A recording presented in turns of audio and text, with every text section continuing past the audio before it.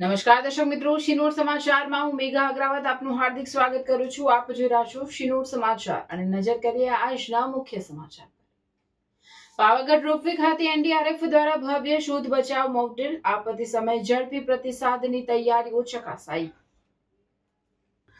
પાવાગઢ યાત્રાધામ ખાતે રોપવેની સુરક્ષાને ધ્યાનમાં રાખીને તંત્ર દ્વારા મહત્વપૂર્ણ મોકડ્રીલનું આયોજન કરવામાં આવ્યું હતું. આ સજ્જતા અભ્યાસનો મુખ્ય હેતુ આપત્તિના સમયમાં વિવિધ એજન્સીઓ વચ્ચે સુમેળ અને ઝડપી કામગીરી સુનિશ્ચિત કરવાનો રહ્યો હતો.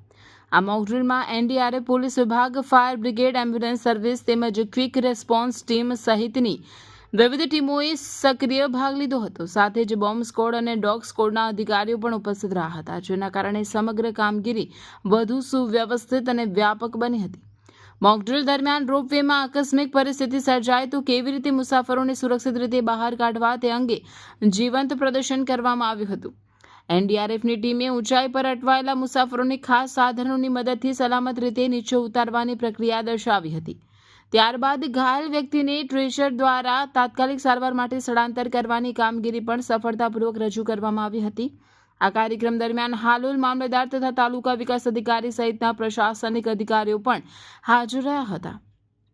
તેમણે સમગ્ર મોકડ્રીલનું નિરીક્ષણ કરી તંત્રની તૈયારી અંગે સંતોષ વ્યક્ત કર્યો હતો. આ પ્રકારની મોકડ્રીલ દ્વારા આપત્તિના સમયે જીવ બચાવવા માટે જરૂરી સંકલન સાધનોનો યોગ્ય ઉપયોગ અને સમયસર કામગીરીની ક્ષમતા વધારવામાં મહત્વપૂર્ણ ફાયદો થાય છે. પાવાગઢ જેવા લોકપ્રિય યાત્રાધામ ખાતે આ પ્રકારની તૈયારી મુસાફરોની સુરક્ષા માટે અત્યંત જરૂરી માનવામાં આવે છે. રિપોર્ટર દીપક તિવારી, શિનોર સમાચાર ન્યૂઝ, હાલોલ, પાવાગઢ.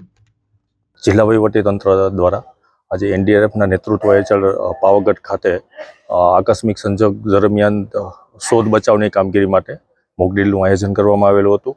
જેમાં એનડીઆરએફની ટીમ, જે તાલુકા હેલ્થ ઓફિસર, પોલીસની ટીમ, તાલુકા વહીવટીતંત્ર હાજર રહીને મોકડ્રીલનું सफलतापूर्वक आयोजन करवामा आवेल छे।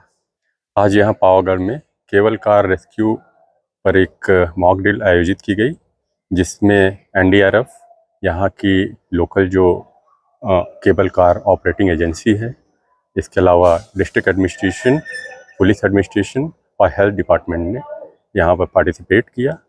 सभी एजेंसियों ने काफ़ी अच्छा अपना रोल अदा किया। जैसा कि हम जानते हैं कि किसी भी मॉक एक्सरसाइज का मेन उद्देश्य उनकी सभी एजेंसियों के बीच का कोऑर्डिनेशन चेक करना और उनकी इफ़िशिएंसी चेक करना होता है।